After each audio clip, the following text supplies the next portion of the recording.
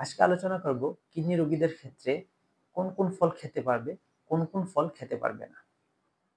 তবে এসব আলোচনা করার আগে আমাদের যে জিনিসটা জানতে হবে, এক এক রোগীদের ক্ষেত্রে এক এক রকম ব্লাড প্যারামিটার এবং তাদের বিভিন্ন মান দেখে মূলত বলা যাবে সে কোন ফল খেতে পারবে, কোন ফল খেতে পারবে না। এজন্য অবশ্যই তাকে নেফ্রোলজিস্টের শরণাপন্ন হয়ে তার পরামর্শ অনুযায়ী খাবার খেতে হবে। তবে কিছু কিছু ক্ষেত্রে যেসব ফল খেলে কিডনি রোগীদের ক্ষেত্রে তেমন খারাপ বিরূপ প্রতিক্রিয়া সৃষ্টি করবে না, সেসব ফল নিয়ে আজকে আলোচনা করব। এক নম্বর হচ্ছে নাশপাতি। নাশপাতিতে রয়েছে প্রচুর পরিমাণে ফাইবার। এই ফাইবার কি করে, যাদের কনস্টিপেশনের সমস্যা থাকে তাদের এটা ভালো হেল্প করে থাকে। এছাড়া এটার মধ্যে পটাশিয়াম লেভেলটা খুবই কম থাকে, যেটা কিডনি রোগীদের ক্ষেত্রে কোনো খারাপ প্রতিক্রিয়া সৃষ্টি করে না। দুই নাম্বার দুই নাম্বার হচ্ছে বিভিন্ন ধরনের বেরি জাতীয় ফল। বেরি জাতীয় ফলের মধ্যে রয়েছে স্ট্রবেরি, ক্যানবেরি, ব্লুবেরি। এগুলোর মধ্যে রয়েছে প্রচুর পরিমাণে ভিটামিন সি, যেটা আমাদের ইমিউনিটিতে প্রচুর পরিমাণে বুস্ট করে থাকে, অর্থাৎ ইমিউনিটিতে হেল্প করে থাকে। তিন নাম্বার হচ্ছে আপেল। আপেলে প্রচুর পরিমাণে পানি রয়েছে, পটাশিয়াম লেভেল তো অবশ্যই কম আছে, এছাড়া কোলেস্টেরল লেভেল।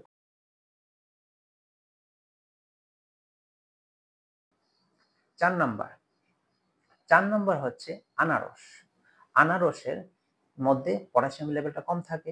তারপর এটা একটা ব্লাড প্রেশার কন্ট্রোলের একটা ইফেক্ট রয়েছে, অর্থাৎ এখানে ভেসোডাইলেটরি এলিমেন্ট রয়েছে।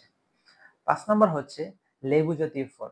লেবুর মধ্যে রয়েছে কমলা লেবু, তবে ভ্যারাইটি রয়েছে। এখন যদি মিষ্টি হতে, সেক্ষেত্রে যাদের ডায়াবেটিস আছে তাদের ক্ষেত্রে এটা অ্যাভয়েড করতে হবে। তবে কিডনি রোগীদের ক্ষেত্রে যদি লেবুর মধ্যে, অর্থাৎ যেসব লেবু অথবা কমলা লেবুর মধ্যে পিএইচ ৫-এর কম থাকে, তাহলে সেগুলা খেতে পারবে। যদি ৫-এর বেশি থাকে তো সেক্ষেত্রে এগুলাকে অ্যাভয়েড করতে পারে। এছাড়া আঙুর, তারপর ওয়াটারমেলন বা তরমুজ। আঙুর এবং তরমুজ এটার মধ্যে পটাশিয়াম লেভেলটা মডারেট লেভেলে আছে।